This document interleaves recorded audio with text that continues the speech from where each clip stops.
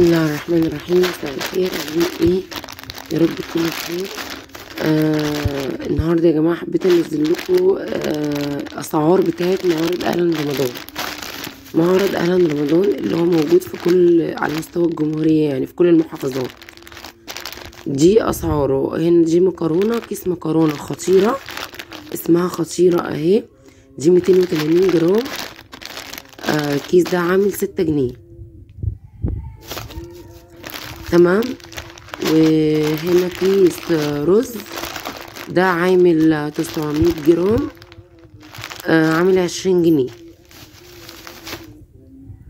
وازازة الزيت اللي هي 700 مش كيلو، 700 عاملة 39. هي اسمها الست الممتازة اهي. 700 الست الممتازة عامل 39. دي المعارض طبعا في كل مكان هتلاقوها، يعني في كل محافظة بيبقى ليها أماكن، فابحثوا عنها في جوجل هتلاقوا الأماكن عناوينها وكده، عناوين معارض أهلا رمضان.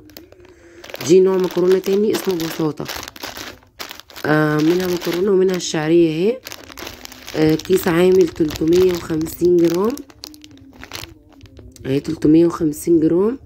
دي عاملة 7 جنيه. والشعرية برضو نفس الكلام اهي، 350 جرام. الكيس عامل 7 جنيه.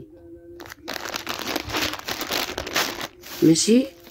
وفي هنا كمان كيس سكر. السكر عندهم اهو، ده اسمه الطارق، ده عامل 900 جرام. الكيس تمنه 20 جنيه، اهو مكتوب عليه حتى 900 جرام ب20 جنيه. الكيس سكر ابيض وجميل. وده كيس الملح ده بقى اللي حلو جدا بصراحة، 900 جرام اهو مكتوب عليه الوزن الصافي 900. ده عامل 3 جنيه. وده سعره حتى بره. سعر كيس الملح ده من قبل معارض اهلا رمضان موجود ب3 جنيه، فتقريبا ده نسيوا يغلوه، يعني نسيوا يرفعوا ثمنه. فحاولوا بقى تجيبوا منه كمية وكده، عشان خاطر ده اكيد اكيد هيغلى قريب. ماشي. وكيس الرز ده انا قلت لكم عامل تقريبا 900 جرام مش كيلو، لا عامل 900 جرام. ماشي. اهو لؤلؤة مكتوب عليه لؤلؤة، ومن تحت سوليتير اهي. ماشي. ده عامل 900 اهو، الوزن تحت اهو 900 جرام، عامل 20 جنيه الكيس ده. ماشي. فانا حبيت اقول لكم الاسعار يعني بتاعت المعرض وكده، عشان خاطر اللي عايز يعرف برضو الاسعار كام وكده يبقى ايه عنده خلفية وعارف.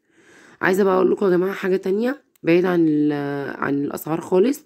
انا كان عندي قناة تانية بتاعت ولادي، والقناة دي اتحذفت. انا مش عارفة ازاي الحساب اتحذف.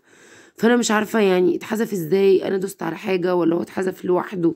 طب ليه؟ هي القناة بتاعت ولادي فاتحاها من زمان، بقالي 5-6 سنين قبل القناة بتاعتي بكتير، فمش عارفة ارجعها.